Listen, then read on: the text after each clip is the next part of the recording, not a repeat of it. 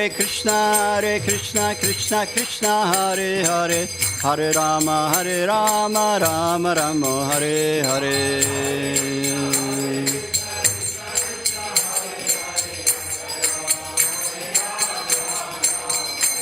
Hare Krishna, Krishna Krishna, Hare Hare, Hare Rama, Rama Rama, Hare Hare.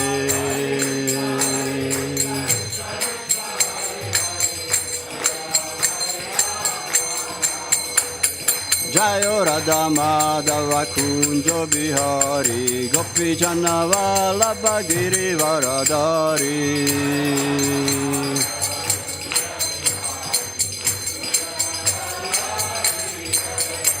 Jayo Radha Madhava Kunja Bihari, Gopi Jana Vallabha Giri Varadari.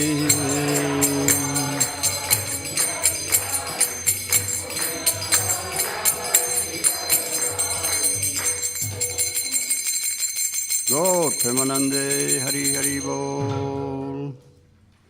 Om Namo Bhagavate Vasudevaya. Namo Bhagavate Vasudevaya.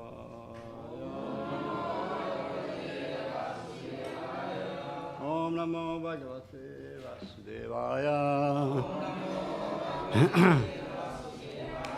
Narayanam Namaskritam Naram Chaiva Narottamam Devim Saraswatim Vyasam Tato Dayam Udirayet Nashta Presha Badreshu Nityam Bhagavata Sevaya Bhagavati Utamashloke Bhakti Bhavati Naishtiki Om Jnana Trimdasya Jnana Shlakaya Chakshun Tamena Tasmai Shigurave Namaha Namo Vishnu Padaya Krishna Prashta Bhadare Bhaktivedanta Manor Namaste Saraswati Deve Gauravani Pracharine Nirvishesha Shunyavadi Paschata Shatarine Jai Shri Krishna Chaitanya Prabhu Nityananda Shri Advaita Gadadhara Shivasari Gaura Bhaktinda Hare Krishna Krishna Krishna Hare Hare Hare Rama Rama Rama Hare Hare Jai Shri Radha Gokulananda Ki Jai Vishnu Prabhupada Ki Jai. Okay, we are reading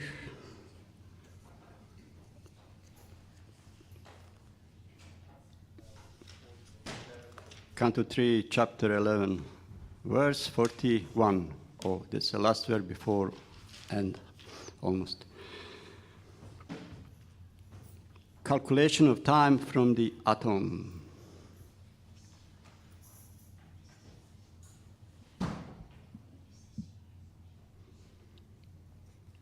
My sight is terrible. Anyway, okay,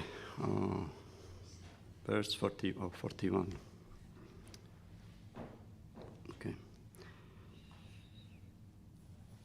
Dashotara Darir Yatra Dashotara Dikair Yatra Dashotara Dikair Yatra Pravishta Paramanuvat Pravishta Paramanuvat Pravishta Paramanuvat Lakshyate Antargataschanye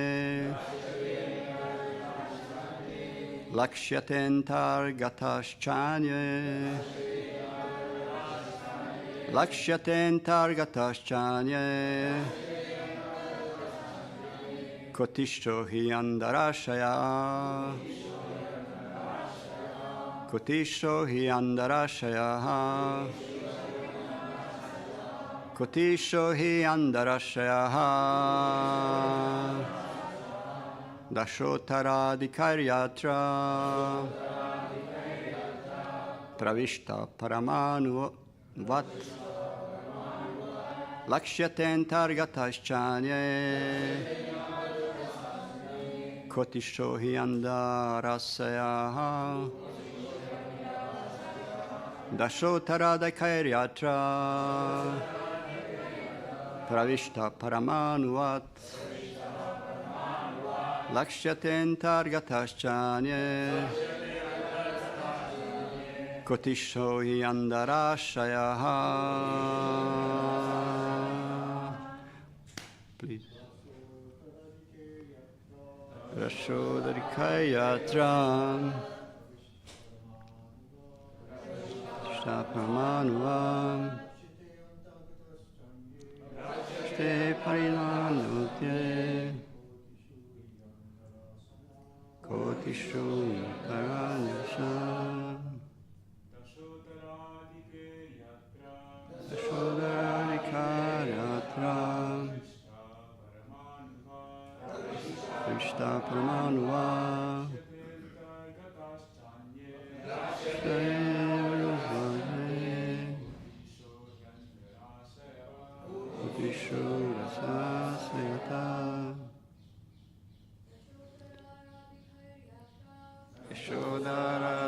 Yatram Varishta Panumanuva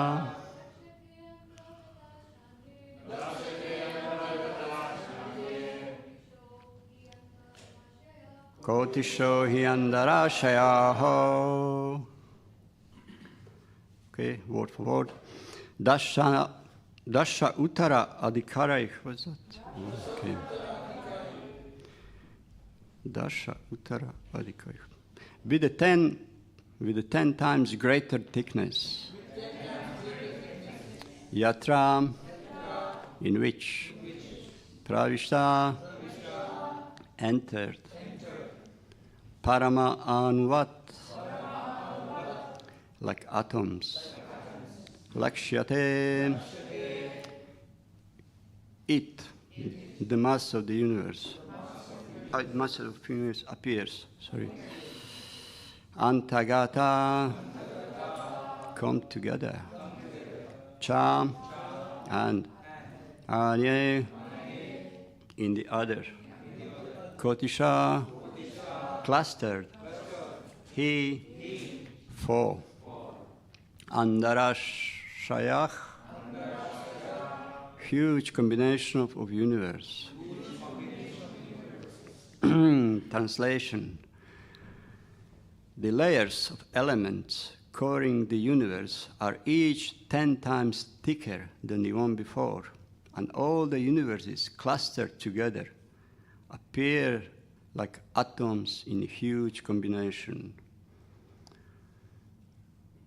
Okay, responsibly, please. The layers of elements covering the universe are each 10 times thicker than one before. And all the universes clustered together appear like atoms in a huge combination. Purport of His Divine Grace, A.C. Bhaktivedanta Swami, Srila Prabhupada Ki Jai. Purport. The coverings of the universes are also constituted of the elements of earth, water, fire, air, and other. And each is 10 times thicker than the one before. The first covering of the universe is earth, and it is 10 times thicker than the universe itself. If the universe is 4 billion miles in size, then the size of the earthly coverings of the universe is 4 billion times in size. Then the size of the earthly coverings of the universe is 4 billion times 10. I think I made a mistake here. If the universe is 4 billion miles in size, then the size of the earthly coverings of the universe is 4 billion times 10. The covering of water is 10 times greater than the earthly covering. The covering of the fire is 10 times greater than the watery covering. The covering of air is 10 times greater than that of the fire. The covering of ether is 10 times greater than still that of air, and so on. the universe within the coverings of matter appears to be like an atom in comparison to the coverings. And the number of the universes is unknown even to those who can estimate the coverings of the universes. This is a really tough verse, indeed. The entire chapter is a little bit technical, but it's very important. Otherwise, he wouldn't be there with this most sacred book in the entire creation. We just finished about time calculations few verses before. Now is preparation for the last portion of it. Actually, this is last verse of such a kind of nature, and tomorrow is already mentioned Supreme Personality of God, who is actual controller of time, of creation, of everything. So there's not much to say about this verse, really. When I was, I look few classes on ISKCON Desire Tree, just see what he's talking about. All of them, there were 4 or 5 classes, all of them go to the next verse and elaborate on that. I'll not steal, although you can speak on one verse. It would be actually nice that in Manor we have a one verse entire year. Every single day you will have a different class. It would be so amazing. But anyway, I'll try to speak of this tedious words. We just finished about time a few verses ago, about time. So it's interesting that why Krishna says in Bhagavad Gita, in 11th chapter, kalos me something, yeah. So time I am, destroyer of universes. We could say about time something else, but you mentioned that time I am, destroyer. So that's a main feature. I am destroyer of the world. Time I am, destroyer of the worlds. So it means that destruction is the main feature of time in this material world. This is actually only feature of time which is missing in the spiritual world. There's a time in the spiritual world, but time doesn't destroy anything, doesn't deteriorate anything. In material world it does. It destroys everything. So this is what this entire chapter indicates to us very specifically, to induce us to use our time very wisely. Like who needs like this calculation of the beginning of this chapter about like small split of the second, which is like, I don't know, 100 parts or something. Who needs that time? It just indicates time is passing, and then it is indicated there from this milliseconds to seconds to minutes, 24 hours and a day and months, and day of humans, a day of demigods, and day of Brahma, and 100 years of our span life. So how time is just inevitably passing. And you can only realize our insignificance if you are soul and not the body. Otherwise, you'll be affected by time. Verse just before says that time affects only those who are in bodily consciousness. Only those in bodily consciousness. What that means? What is constitute the time? What are 3 constituents of time? Is beginning, intermediate, and future. So if you are in bodily consciousness, this is very disturbing because you just cannot hide. Time is just deteriorating everything. You have to just be like short time away. For example, I was in India for 4 months, beginning of this year. When I came, I could see the difference in every single person, how time is making its dent in. I could see it. It's just different personalities. Of this short time, I don't know about myself. I got more skinny when I came, of course, because of health reasons.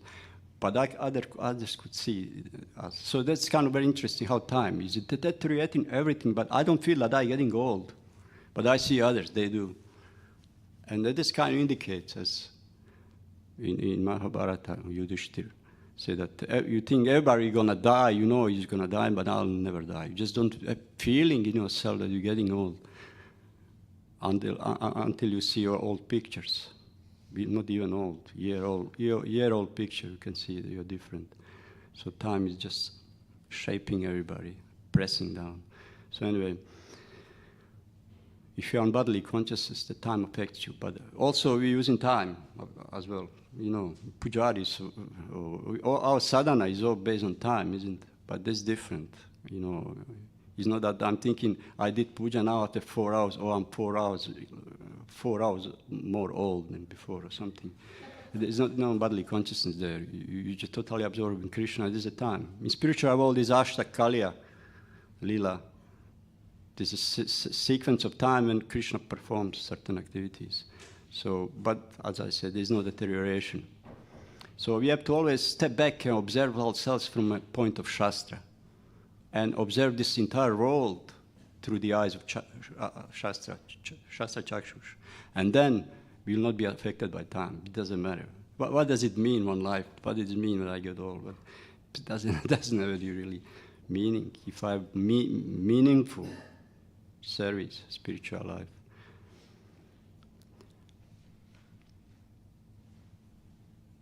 Okay.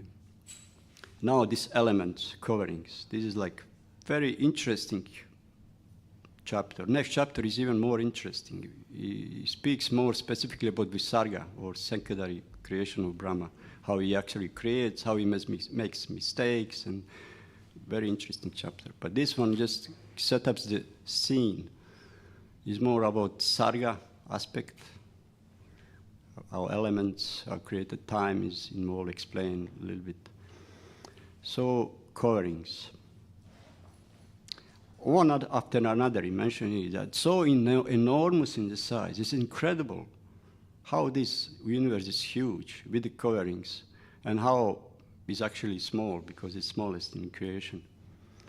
From cosmic point of view, they're just small speck, like atoms. Mentioned this verse here. Small like atoms, insignificant. And point is that all these elements which is mentioned, earth, water, fire, air, so forth, they are not gross manifestation of elements. Mahabhuta is how it's called. Mahabhuta, yeah, these coverings. But the most subtle form of those coverings is not like, for example, earth covering is not like kind of lump of circular mud or something around the universe, and then water is like kind of circular ocean, like you see in those round fishbowl or something, and so forth. They are not like that. They are very subtle forms. I don't know. Does anyone have idea how those elements look like, those coverings? What is that earth covering? How it looks like in its actuality that you would be able to see? Is anyone ever thought about it? Because it's just listed in our Bhagavatam we read, but what they actually constitute, how it looks. It's not like lump of earth around the universe. Srinivas?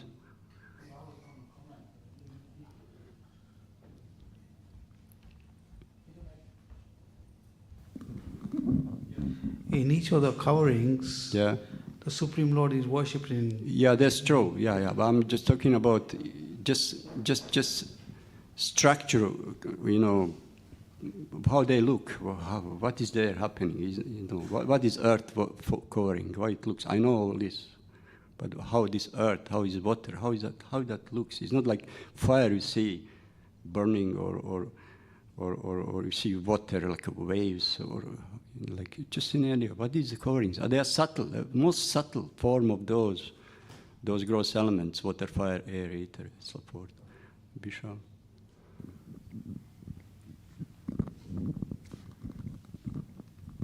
I don't know what it looks like, but I think I've heard before that like ether, the most subtle, and it transforms into air, then air also has ether. Yeah. And then water, fire has air, ether, and what did I say? Air, ether, and water. Fire. Then fire, whatever. Yeah, then earth has that. But then how they look, how yeah. we can, you know. There are certain qualities, like some indication in Sankhya, like they speaks about qualities of those. And for example, like ether is Akash. She is associated with a sense of sound and space. So you can just envision, it's probably far different, but it gives you some indication that this is a kind of covering with this kind of sound, maybe just sound vibrations, and you can have an idea, or some kind of sound which you never experienced before. We cannot speculate, because with our senses we cannot, or air covering is like a movement. Air means movement and touch, tactility, something. These are so subtle elements that you cannot have an idea what is.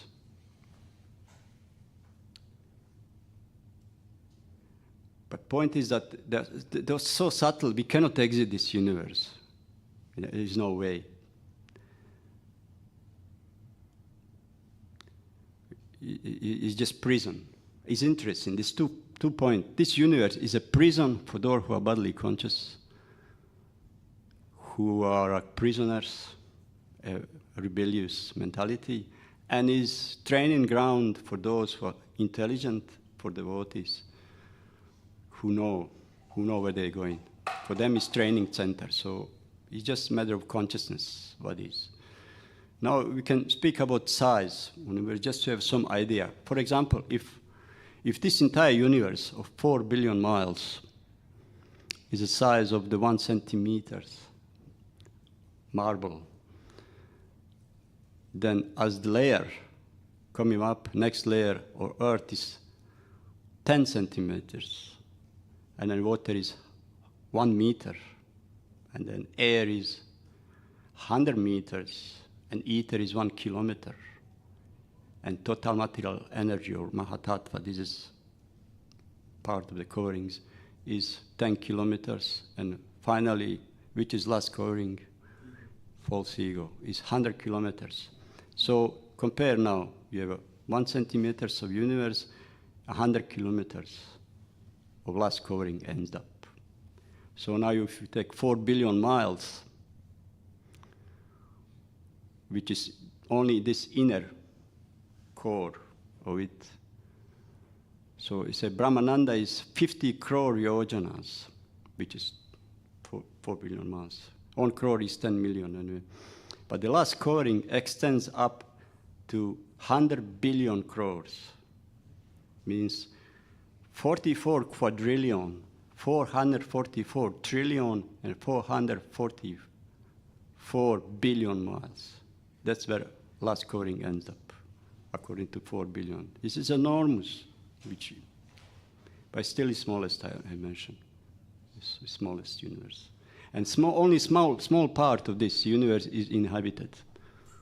Only small part. If you see the map which Sadaputta made, inhabited portion of the universe is very small comparing to uninhabited space. It goes all up to golden land. You have all these 7 layers, 7 oceans, 7 lands, and then just as near in the end of this inhabited land, there's a golden land which is not inhabited anymore. And then further than that, there is a small portion of circular like a ring land called Diamond Land, which is not described in Srimad Bhagavatam, but in the book Bhugola Varnanam, sage Vaidiraja Tirtha describes this Diamond Land. And this is just in the foothill of Mount Loka. And Loka extends up, is higher than the sun, and rays cannot penetrate. And beyond that, Loka is perpetual darkness. It's called Andatamas. This is so vast, probably more than 100 times wider than all this populated universe. And that's is mentioned also. That's a space where those topmost sinners go into the andatamas, this perpetual darkness. Also, Bhagavatam explains that this darkness is made of some kind of murky, dirty water, solidified, like ice or something, which you cannot penetrate through. When Arjuna and Krishna were exiting this universe, Sudarshan Chakra made a hole through which horses and a chariot can pass through. And that's abode of greatest sinners. And this is actually, andatamas means eternal hell. You have some idea in some other religion like Christianity of eternal condemnation. This place, even according to Vedas, exists. It's called andatamas. So those who are not suitable to be punished in hell, they go there into this andatamas perpetually. It's mentioned that then is so that hell are Kali and his followers, because there are many innumerable Kali Yugas and innumerable Kalis and innumerable followers of Kali Yuga who hate Supreme, who are envious. They're thrown into that hell perpetually. Anyway, this is something else. So after that, andatamas covering starts. So astronomically also above this Loka mountain, which is border between just before this andatamas and inhabited land, is planet Saturn orbit there. And then Vedic astronomy and astrology also doesn't mention further than that, because planets beyond that, beyond Saturn, cannot be seen by naked eyes. And Vedic astronomy and astrology just using planets to orient, as an orientation point, to draw the calendars, a suitable time for certain things. Therefore, certain celestial are visible, and further than that is not mentioned. Although in Mahabharata there is a section where Vyasadeva explains planet Uranus, which is just beyond Saturn. It's kind of blue gassy planet. It's called murky. Just mentioned. It's not mentioned because it's not important. So anyway. So that's a universe. And then coloring starts from there. Mention this verse, earth, water, fire, air, and so on. So we cannot exit this universe, no way. Neither we have any idea of other universes. This indicates also past times Brahma, even him, creator, didn't have any idea that something beyond this universe exists. He was surprised. Who are those Brahmas when Krishna summoned them all? So this just indicates that Vedic statement that we cannot have experience of other universes is true in this life. Also, coverings of jivas also have the same elements. Gross coverings of water, earth, water, fire, air, and so on. They also. So soul also cannot exist that, especially cannot exist subtle. It's easy to destroy physical body. That's most easy. Some people go for that. They destroy the physical body. But subtle body you cannot destroy by physical means. Subtle body can be destroyed only by spiritual practice, by nothing else, only spiritual practice. When you exit the body, during your lifetime, you're building your next physical body. Subtle body.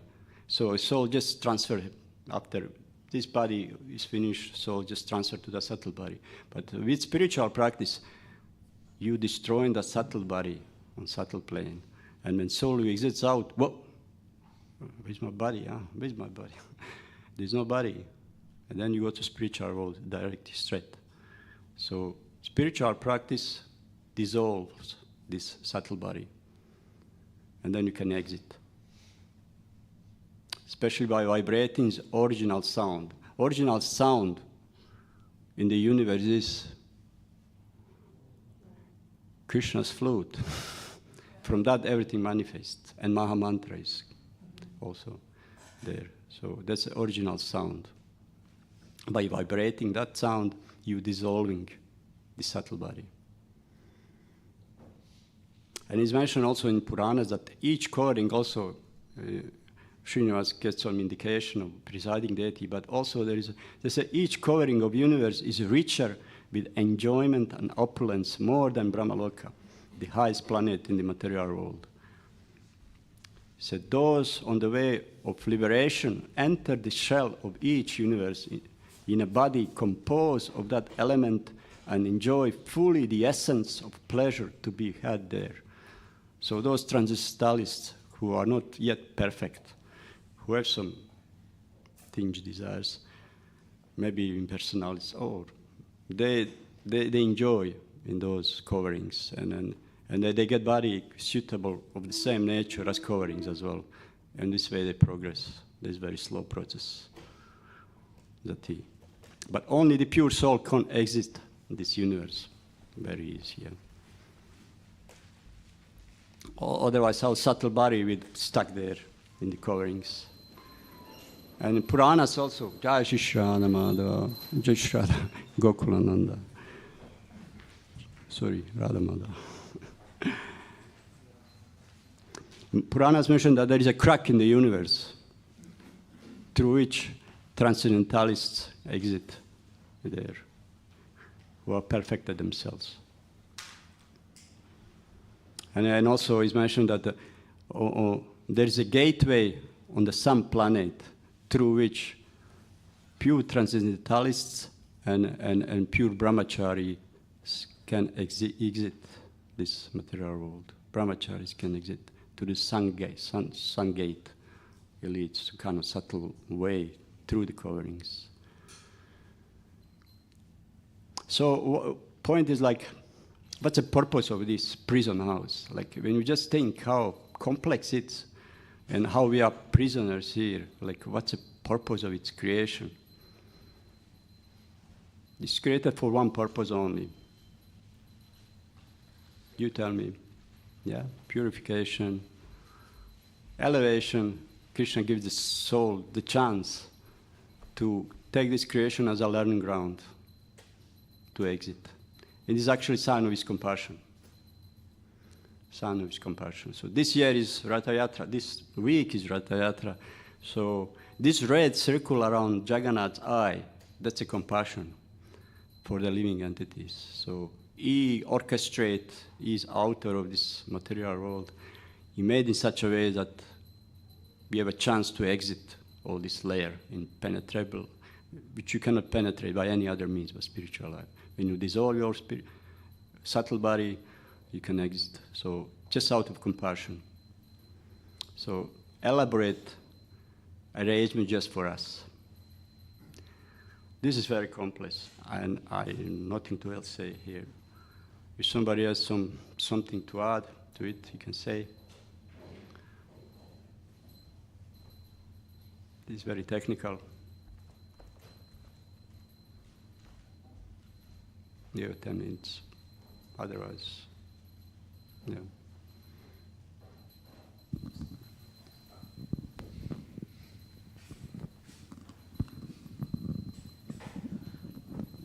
Well, each universe is like a mustard seed.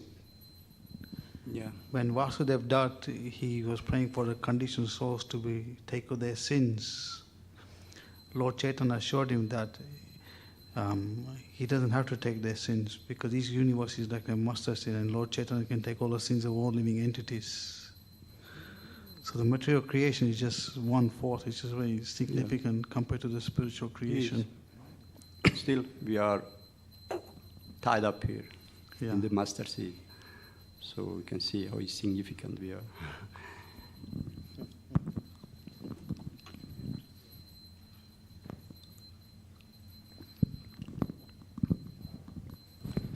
Hare Krishna. Thank you, Prabhuji.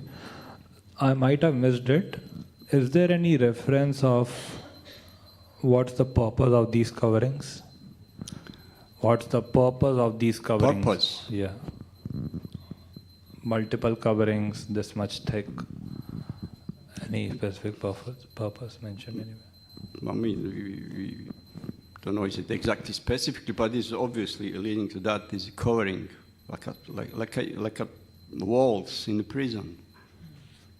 Unqualified cannot exist. So, and there are many transcendentalists who perform austerities and gain great power, they would be able, that there is no such a coverings which you cannot penetrate. They will be able to exit, and then what are they going to do with demoniac mentality? So it's not possible to exit. So therefore, what's the purpose of why Brahma created? Maybe you could create the other way, but it's created this way. That everything in the material world is created of these 8 elements, or they're subtle and gross, and coverings as well. But pure soul is not affected by it, because these are all material coverings. So, very simple. If you are not perfected, if you are perfected, then this covering is like a water in a calf's footprint. You are not concerned even. So therefore, the spiritual vibration, spiritual life, just dissolves all these coverings and dissolves your coverings and your subtle body. Yeah.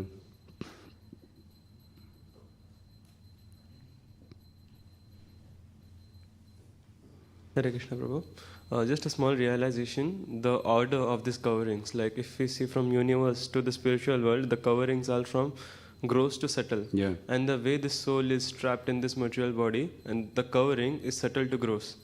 So it kind of just makes sense that how we are actually not meant for this material world, and to get out of it, the order kind of resembles. You know, spiritual is both entrapped soul inside and the spiritual world outside, and the coverings kind of match, like from gross to subtle, subtle to gross. Yeah, this, I guess, same way as we fall from the spiritual world. It's the first thing we acquire is a mind, which is subtle, and then goes down, down, down, down. Same, most gross, most gross, most gross. You know, you become Brahma, you become demigod, you become. So it's kind of opposite way of acquiring, like if you throw something to the air, whatever, which dust everywhere, accumulates all this dirt as goes down. So anyway, just some ideas. Yeah. Anyway.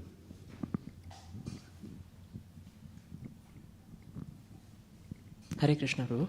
I had a question about the Andha Tamas, the Ananta Tamas, the eternal darkness. Since we are all parts and parcel of the Supreme Personality of Godhead, then how can it be so that there are some jivas which are beyond redemption and which can't be purified by the spiritual process? Excellent question. Because they want.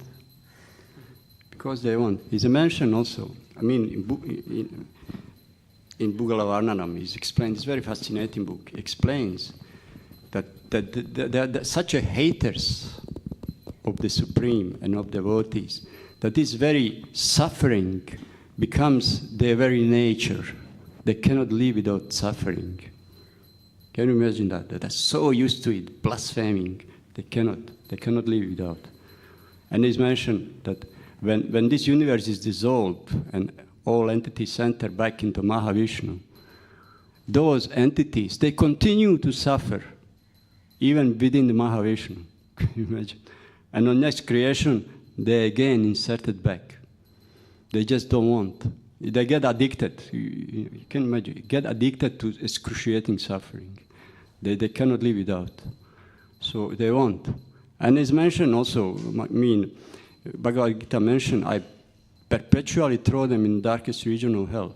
But also, soon as you, by some chance, maybe there is chance, that one of them become devotees, immediately that's finished. No suffering. So it's this moment. This is their will. They want to stay there and blaspheme. So it's mentioned. These are Kalis and all their innumerable Kalis. Duryodhana is there. Although I may upset some Indians which have different opinion about Duryodhana. He's actually there. He's a Kali.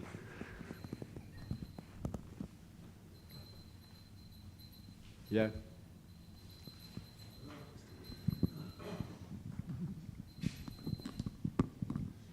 Hare Krishna, thank you for the lecture.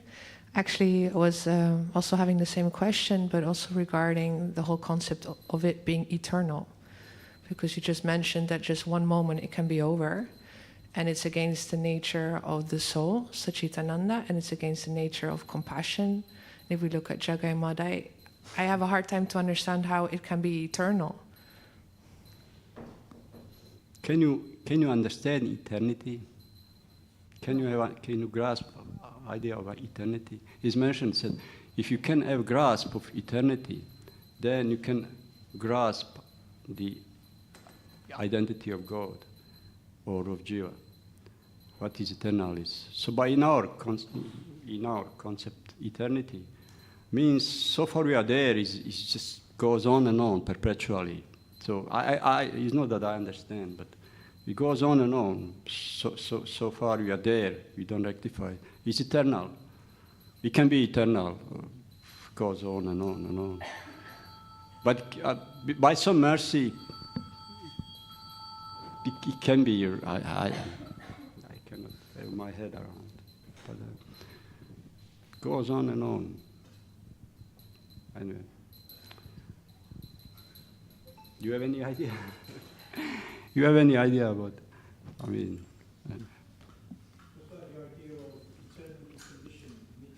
Yeah.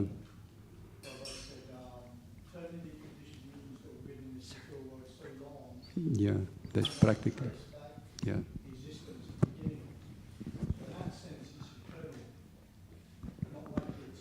Yeah, yeah. Oh, yeah, yeah, yeah. So in that sense, it's eternal, but there is a chance of getting out of it. Yeah. Yeah, interesting. You say no to Krishna, no. You can speak no forever. But as soon as we say yes, over, finish. You're not in that. It's like, it's interesting. Like, you know, who can understand all these things? But it gives you hope, whatever you are, there's a chance to rectify. But, you know. It's only eternal because. Yeah. It's only eternal because we cannot comprehend the beginning of it. Yeah, of course. That's it. Yeah, and true. where the end's, where it's going to go. Yeah. But so therefore, it's not eternal. It is and it isn't. Is that can you understand that? Yeah, if you can understand eternity, where's the beginning? Where's the beginning? Where's the beginning? Yeah. I understand concept. I hope everybody understands the concept. So far, you know, eternity is so long that it's practically eternal. But yeah. But Lord Chaitanya has come to break that. To peace. Give us an opportunity. Yeah. Give everyone an opportunity to get out. Yeah. So therefore, it's not eternally there for us.